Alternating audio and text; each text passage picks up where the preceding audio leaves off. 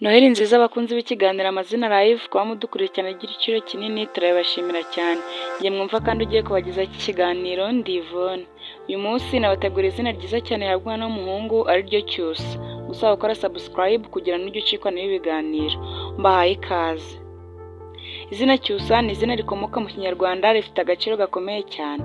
Rituruka ku ijambo gucyusa. Bisobanura kongera imbaraga, kongera umutima mushya, gutera icyizere gishya, uwishyize mu buzima bushya. Bivuze ko Cyusa ari umuntu uzana impinduka nziza, afite imbaraga nshya kandi ashobora kuzahura ibintu byari bicyogoye. Ni izina rihabwa umuntu ufite imbaraga zidasanzwe zo kuzana impinduka.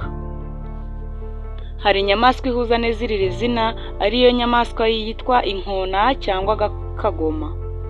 Iyi nyamaswa yitwa kagoma niyo ihuza neza iri zina cyane kuko nayo isobanura ifite imbaraga zo kuzamuka hejuru y'ibigeragezo, iramba kure kuruta izindi nyoni.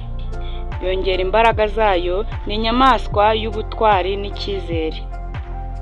Cyusa rero aba ameze nk'iyi kagoma, arangwa no kuzamuka hejuru y'ibigeragezo, ahanga udushya no kuzana impinduka.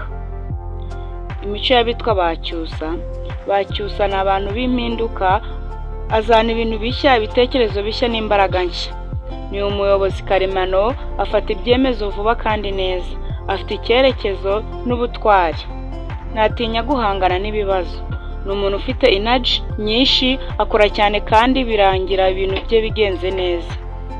Cyusa kandi agira uruhare mu kubaka abandi, ashobora kuzahura abantu bafite agahinda cyangwa ibibazo. Bimwe mu byo ba Cyusa bakunda. Ba Cyusa bakunda ibintu bishya n'udushya, gutsinda no kugera ku rwego rwo hejuru, kumenya ibintu byinshi no gutekereza kure, abantu bafite icyerekezo, umutekano mu nshingano ze. Cyusa kandi arangwa no kugira inshuti z'inyangamugayo. Bimwe mu byo ba Cyusa banga. Ba Cyusa banga akajagari, abantu batagira gahunda n'icyerekezo. Banga ibinyoma no gukandamizwa. Abantu bavuga byinshi ariko ntibakore. Cyusa kandi yanga abantu bashorwa mu bintu bidafite umumaro.